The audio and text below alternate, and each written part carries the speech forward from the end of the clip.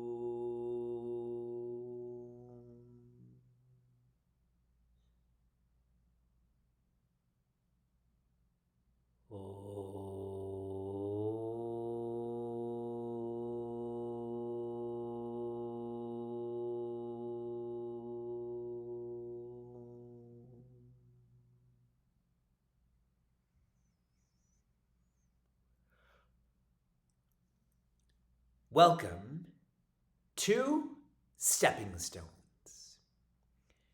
How are all of you? How was your weekend? Did you take a photograph of that which makes you happy? That person that makes you feel welcome? I hope all of you are well. Stepping Stones is an offering to our community in the form of incremental insights. These are small doses of stories, of teachings, of practices, so that we can actually hold on to them and follow them. These stepping stones or incremental insights are for us to remember tough times don't last. Tough people last. In our first week, we focused on Joy Unlocked and the Me Map. That for joy to be unlocked, I have to know myself more and finally know that the source of joy for me is me. The second subject that we focused on has been becoming and belonging. When I start to like myself more, then I feel like I'm liked by others more. And now, in our third focus in Stepping Stones, we are taking up diversity in unity. Now, I hope you all heard me correctly. Usually we hear it the other way around. It's unity and diversity, but really I am sharing diversity in unity. So let me give you an example of this. How many of you, by show of hands, know what the Utsava Holi is. That is the celebration about colors that happens in March or April, and it's spelled Holi. How many of you know what this is? Okay. I get invitations to Holi celebrations. I sometimes have to speak about Holi, and this is often defined or described as the Festival of Colors or the Festival of Unity and Diversity. And that's a partial truth. It's not the full truth, and I don't like to describe this very meaningful experience in the way that it is, because the vision behind Holi is we all come with different colors. Some people are white, some people are black, some people are brown. Some people are wearing blue, some people are wearing green, some people are wearing yellow.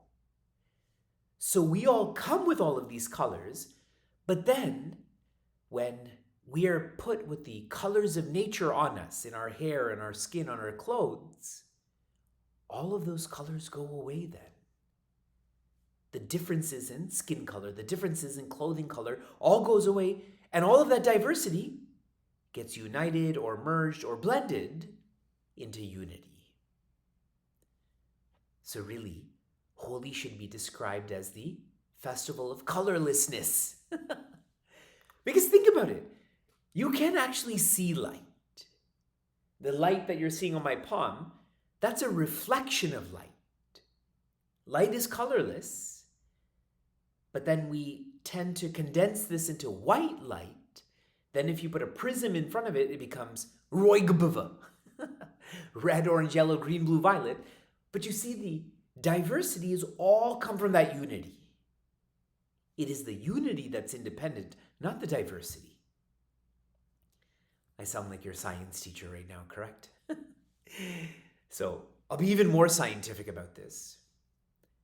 Your body, though there's different limbs, I have a cheek and I have a forehead, I have an incisor and I have a molar, I have a shoulder and I have an elbow, I have a knee and I have an ankle, so much diversity, but I feel all of this is me.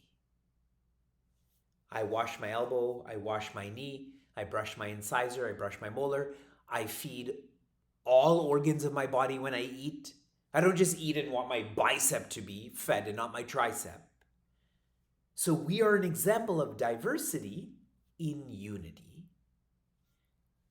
Now what we're going to try to reflect on, can we actively feel diversity and unity, specifically with people, specifically with the people in our schools?